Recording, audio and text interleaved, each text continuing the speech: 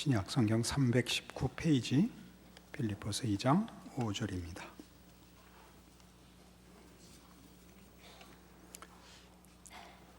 너희 안에 이 마음을 품으라. 곧 그리스도 예수의 마음이니 그는 근본 하나님의 본체시나 하나님과 동등됨을 취할 것으로 여기지 아니하시고 오히려 자기를 비워 종의 형체를 가지사 사람들과 같이 되셨고 사람의 모양으로 나타나사 자기를 낮추시고 죽기까지 복종하셨으니 곧 십자가에 죽으심이라.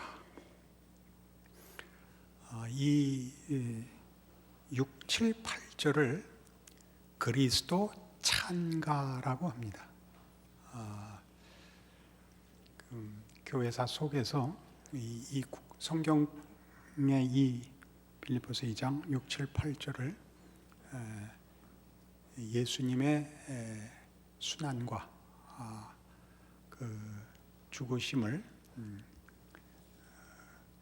하나의 시와 찬송으로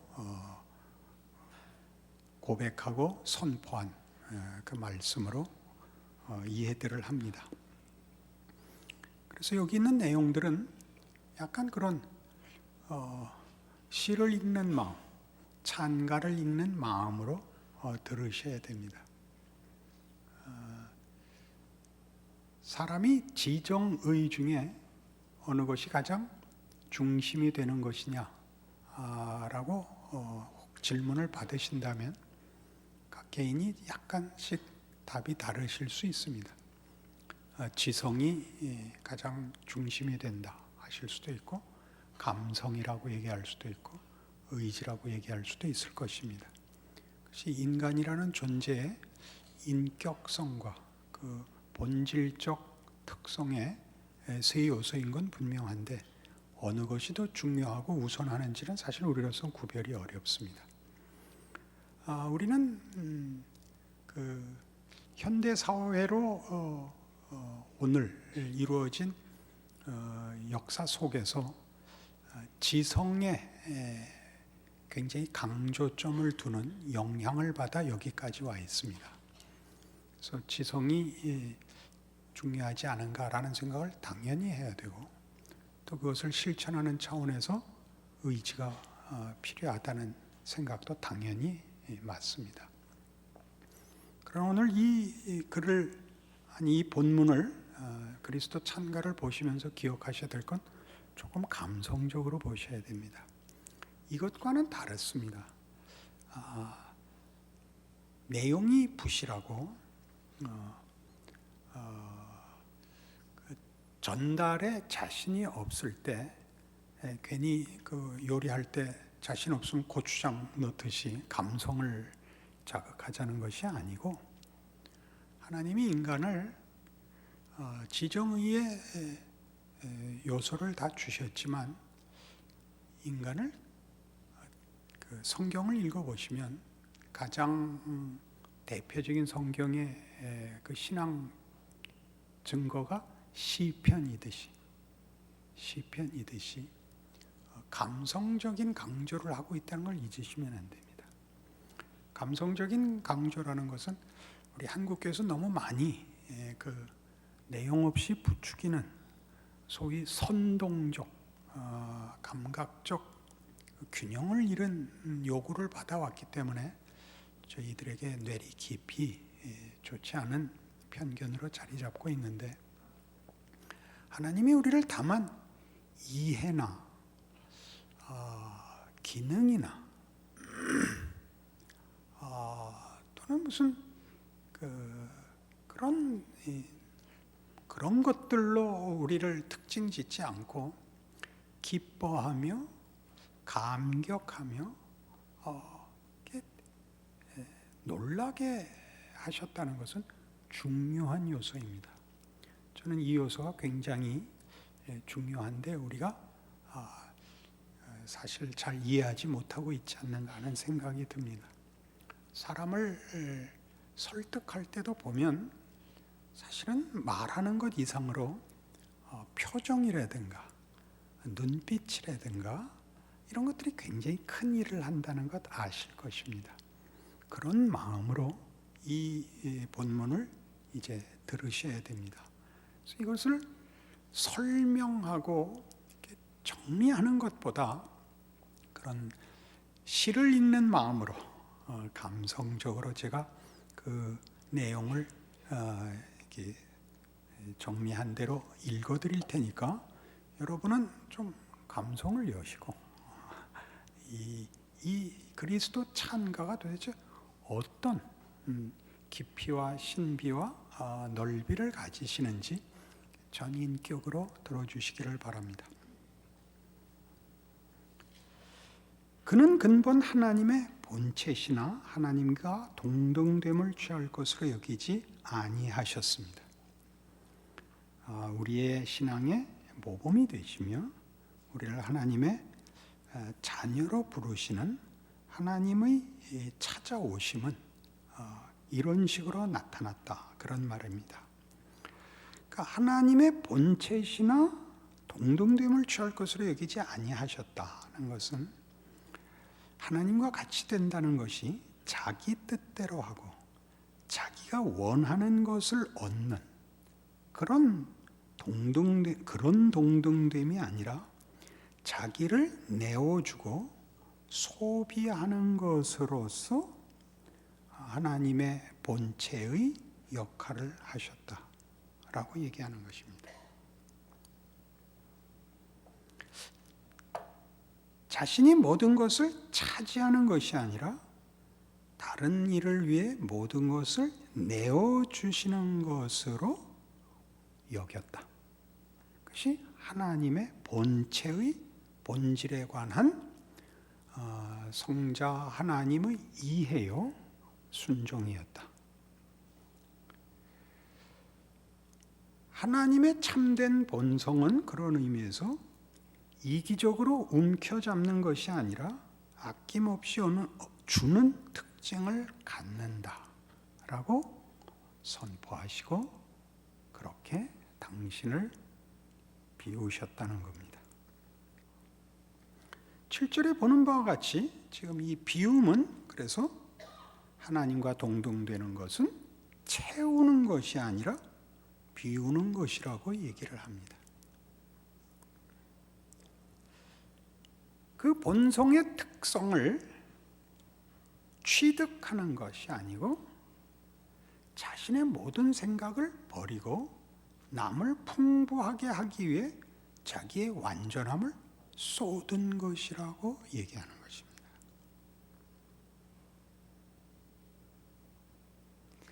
고린도후서 8장 9절에 가면 여러분 이미 성경에서 이 표현을 다른 데서 쓰고 있는데 한번 살펴볼 필요가 있습니다.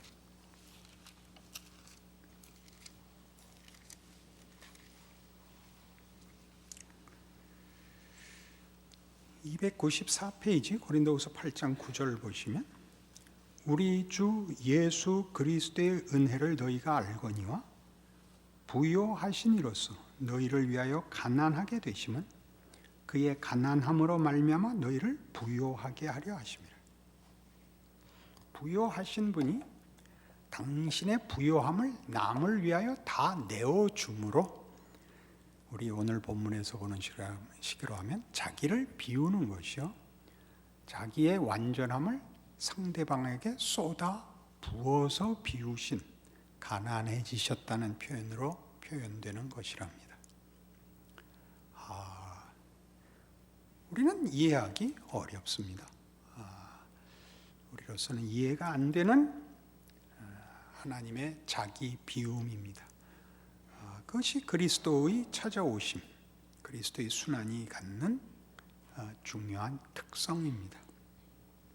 본문으로 오셔서 자기를 비워 종의 형체를 가집니다. 종의 형체를 가진다는 것은 종의 특징적인 속성을 받아들이셨다는 뜻인데, 종이 무엇인지 알죠? 자기 생각과 자기 선택이 없는 자입니다. 주인의 소유물입니다. 주인이 그의 생사 여탈권을 쥐고 있으며 그에게 명령하고 주인이 자기의 기쁨을 위하여 자기의 요구를 위하여 언제든지 희생시킬 수 있는 대상을 말합니다.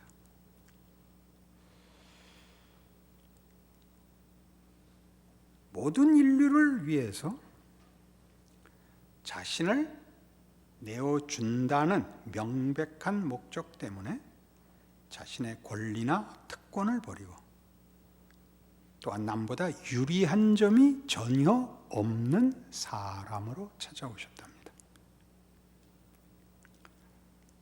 우리는 기독교가 우리가 이해하기 좋은 쪽으로 이해하는 우리의 본성상 누구에게는 그것이 율법이 되고 누구에게는 신비가 되고 누구에게는 능력이 되고 누구에게는 권력이 되고 그럽니다. 예수를 믿는다는 것이 나의 울음을 주장하는 아주 고급한 증거가 되기도 하고 누구에게 쓸모있기 위한 능력의 창고가 되기도 하고 그럽니다. 그러나 기독교는 분명히 그 핵심이 예수 그리스도를 어떻게 이해하느냐와 직결되어 있습니다. 수단이거나 어떤 목적을 위한 저장소로 쓸 수 없습니다.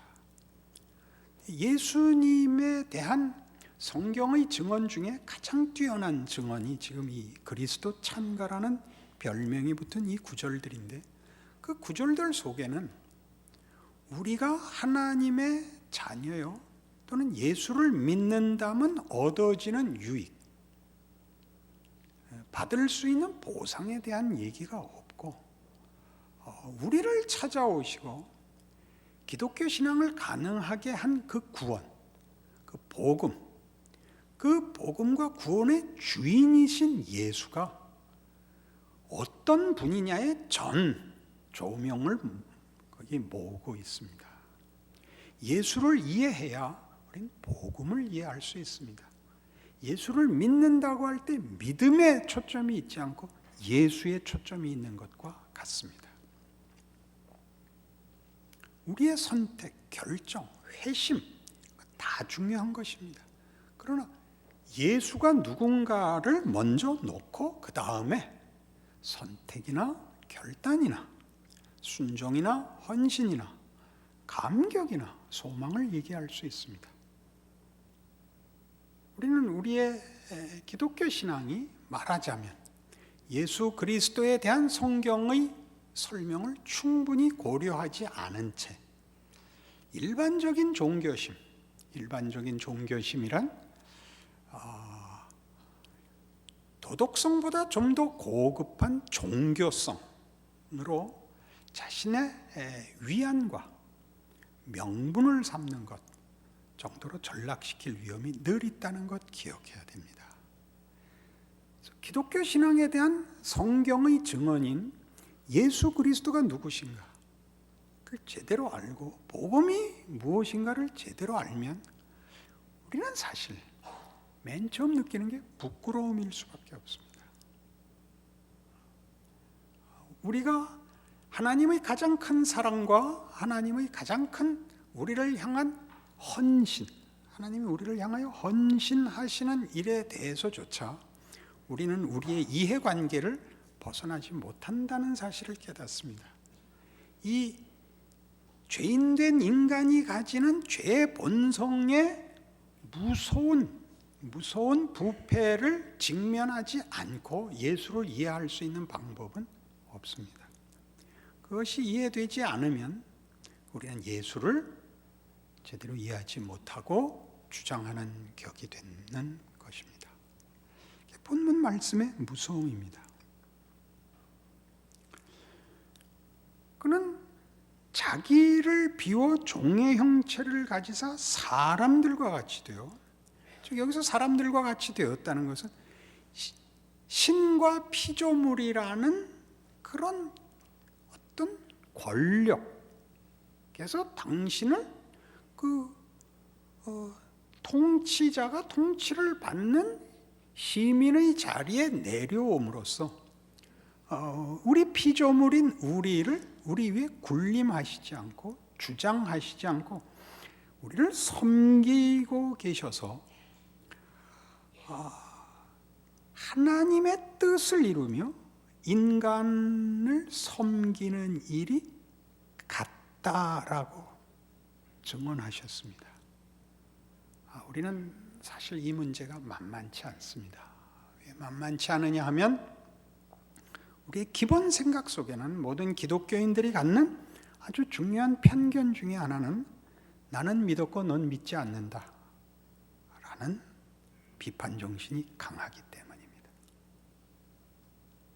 이 구조를 우리가 제대로 받아들이면 우리는 우리가 믿는 기독교 신앙이 나의 정당함을 위하여 누구를 잡을 수 있는 것이 아니라는 것을 배우게 됩니다. 깜짝 놀라게 되고 아무것도 할 수 없다는 생각에 사로잡힙니다. 내가 알던 기독교와 성경이 얘기하는 기독교가 다른 것이 아닌가 하는 생각이 들 만큼 강하게 충격을 받으셔야 옳습니다. 그는 자기를 낮추십니다. 8절이죠. 사람의 모양으로 나타나서 자기를 낮추십니다. 그리스도께서 어떤 큰 업적을 이루려고 애쓰지 않으셨다는 뜻입니다. 십자가를 지러 오셔서 맹렬히 십자가를 지려고 애쓰신 것이 아니라 죄인된 인류에게 당신을 다 맡기자 인류는 그를 죽여버렸다는 뜻입니다. 죽음을 각오하고 오신 것이지 죽으려고 그 목적을 위하여 맹렬히 죽음을 향하여 달려가셨다라고 얘기하시면 안 됩니다. 오직 죽기 위하여 그 방법으로 낮추심과 겸손함과 비우심을 가진 것이 아니라 하나님이 당신을 다 낮추고 우리에게 찾아오자 우리는 그를 죽여버렸다는 것입니다.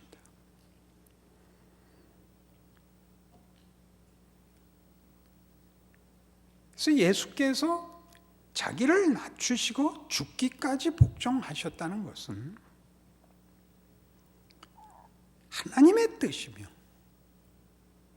하나님이신 성자 예수님이 죄인된 인간을 위하여 죽는 것까지도 하나님의 하나님 되시는 자기 설명의 중요한 특성이라고 얘기하는 것입니다.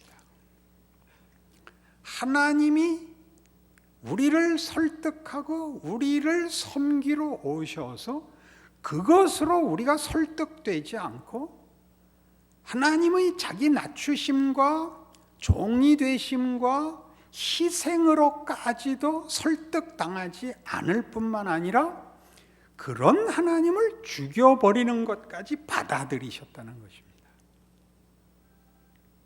무시무시하죠. 여러분 신앙생활을 해보시면 신앙생활 속에서 우리가 가장 많이 부닥치는 건 이겁니다.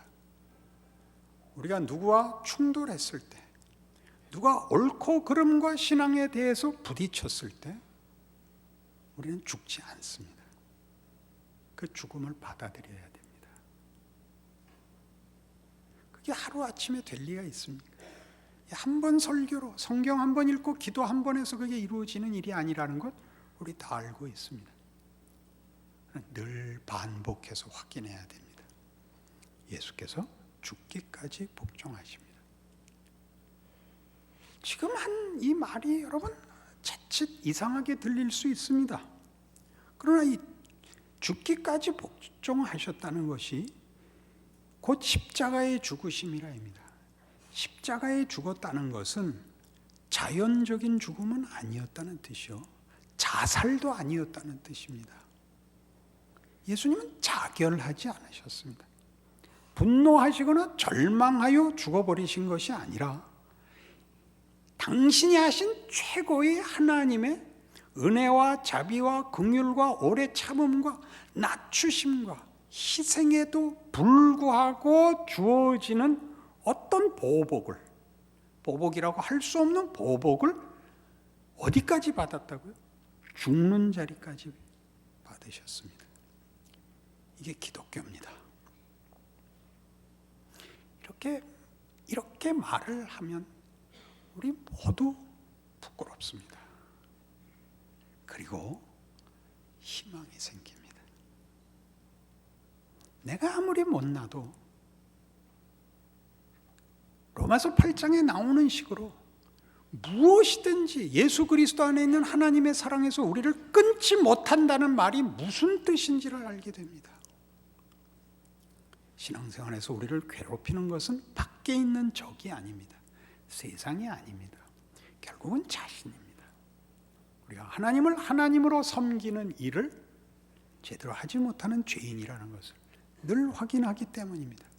그것은 다만 어떤 미덕의 문제가 아닙니다. 우리 안에 하나님을 섬기기 위하여 무릎 꿇는 항복이 없다는 사실입니다. 우리는 늘 핑계를 대고 예수 그리스도의 찾아오심이 가지는 하나님의 어떠하심 앞에 자신을 정직하게 세우지 않습니다. 우리는 다른 것으로, 더 쉬운 것으로 대체합니다. 그것은 여러 가지가 있습니다. 종교적인 모습을 가질 때도 있습니다. 우리는 금식하며 기도하며 대의를 내놓을 수 있습니다. 그럼에도 불구하고 바로 이것, 예수가 누구냐 하는 문제에 대한 항복으로는 우리가 그 모든 것을 핑계 삼아 가지 않을 수 있다는 사실을 우리 각자가 압니다. 우리의 이 세상에서의 신자된 인생은 늘 이 부분과의 싸움일 것입니다. 내가 긍정하고 내가 인정하고 주장하고 싶은 기독교와 성경이 말하는 기독교 사이의 갈등 말입니다.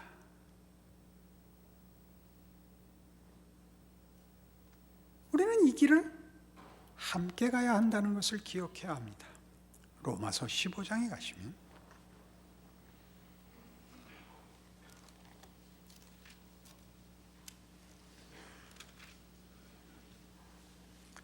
로마서 15장 1절